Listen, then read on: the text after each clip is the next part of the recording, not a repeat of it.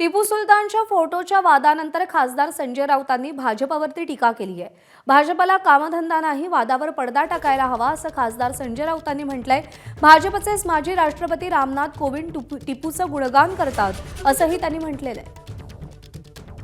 रामनाथ कोविंद राष्ट्रपती असताना ते कर्नाटकात गेले आणि त्यांनी टिपू सुलतानवरती गौरवाची फुलं उधळलीच होती, तेव्हा तुम्ही का नाही रोखलत?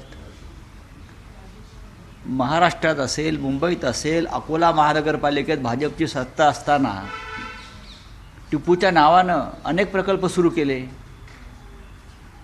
मुंबई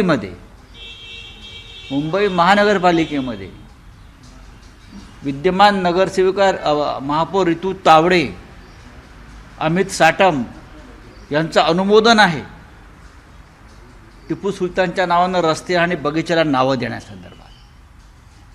तेव्हा भारतीय जनता पक्षानं टिपू प्रकरणामध्ये आ बैल मुझे मार करू नये। एबीपी माझा, उघडा डोळे बघा नीट।